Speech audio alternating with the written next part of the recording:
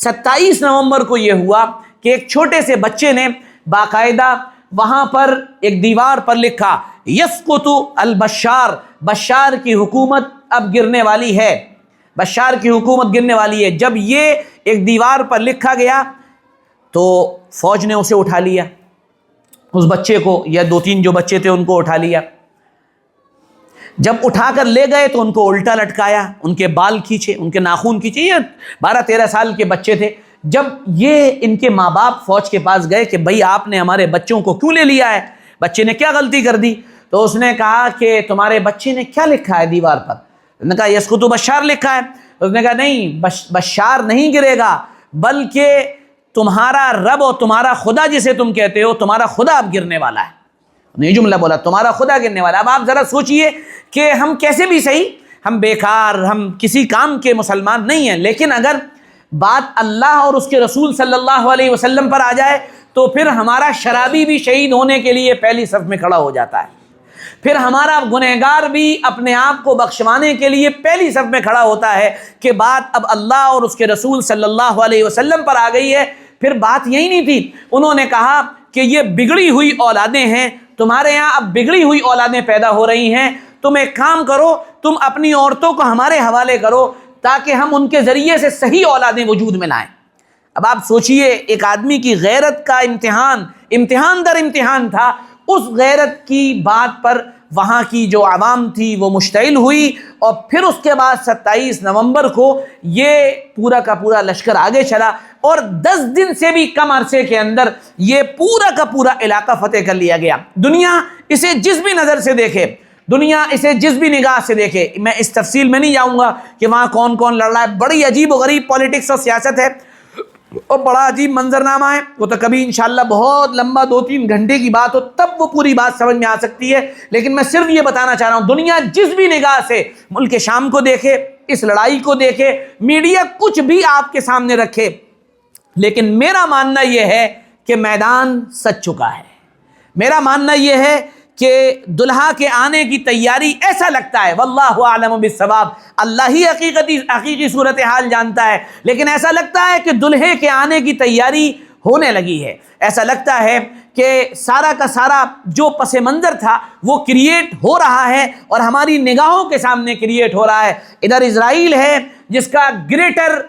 اسرائیل کا خواب ہے، وہ اپنے اس خواب میں 14 کلومیٹر اندر تک آ چکا ہے، وہ شام کے اندر داخل ہو چکا ہے۔ شام کے علاقے جو اس کی نگاہ میں گریٹر اسرائیل کا حصہ ہیں وہ وہاں تک قبضہ کرنا چاہتا ہے۔ اس نے شام کی جو فوج تھی، اس کی فضائیہ اور اس کے جو اڈے تھے، اس کے جو فوجی اڈے تھے، سب کو تباہ کر دیا ہے تاکہ یہ کبھی ہمارے مقابلے پہ نہ آ سکیں۔ اور وہاں کے اسرائیل کے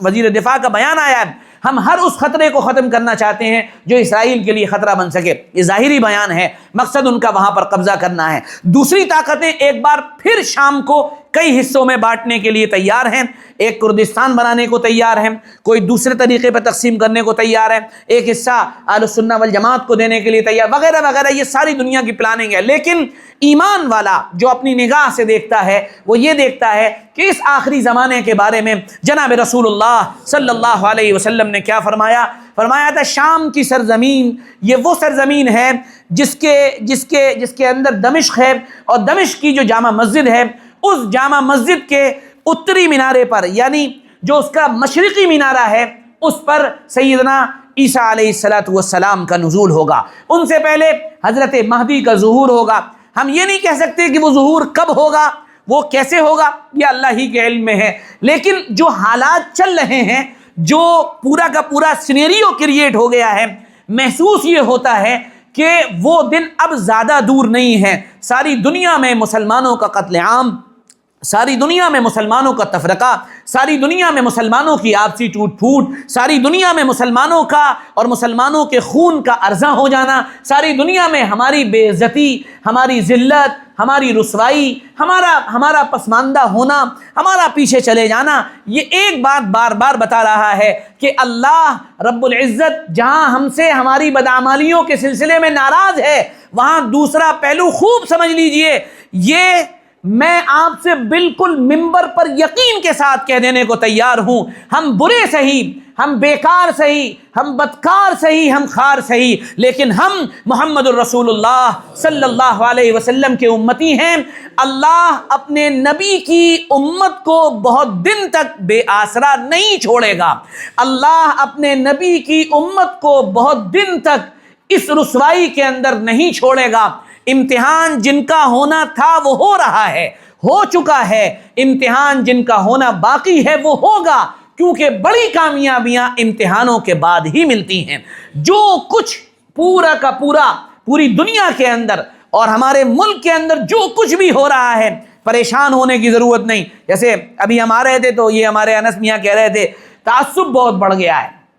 نفرتیں بہت بڑھ گئی ہیں، تو بڑھ جانے دیجیے، کوئی حرج نہیں ہے نا۔ ہوتا ہے، وہ رات اندوری کا شعر یاد آ گیا نا، اگر خلاف ہے تو ہونے دو، جان تھوڑی ہے، یہ سب دھواں ہے، کوئی آسمان تھوڑی ہے، لگے گی آگ تو آئیں گے کئی گھر زد میں، یہاں پر صرف میرا مکان تھوڑی ہے۔ تو یہ جو سب کچھ ہو رہا ہے نا، یہ نفرتیں جب اپنے پیک پر پہنچیں گی، یہ محبتوں کے اندر بدلیں گی۔ ہمیں جو کام کرنا ہے اس دور میں سب سے ضروری کام، میں پھر کہہ رہا ہوں اور بصیرت کے ساتھ یہ بات کہنے کو تیار ہوں، ہمیں جو کام کرنا ہے وہ یہ کہ ہمیں اپنی نئی نسل کو، اپنے ان 10 15 20 سال 23 24 25 سال کے بچوں کو، نوجوانوں کو اللہ کے دین کو سمجھا کر، مکمل دین کو سمجھا کر ان کو اللہ کے دین کے لیے تیار کرنا ہے۔ اور بڑے مزے کی بات یہ ہے کہ یہ کام یا تو ہو نہیں رہا ہے، یا ہو رہا ہے تو آدھا ادھورا ہو رہا ہے، یا آدھا ادھورا بھی جہاں ہو رہا ہے تو جس طریقے پہ ہونا چاہیے اس طریقے پہ نہیں ہو رہا ہے۔ ہم سب آج ملک شام کے اس پورے کے پورے پس منظر سے، اس تاریخ سے کم ایک سبق حاصل کریں۔ وہ جو غلطی ان سے اس وقت ہوئی تھی کہ وہ پوری طاقت اور قوت کے ساتھ اس وقت ملک کو چلانے کے لیے آگے نہیں بڑھے تھے، اس کا نتیجہ اور خمیازہ آج ان کو بھگتنا پڑ رہا ہے۔ ہم یہ ارادہ کریں کہ ہمارے نوجوان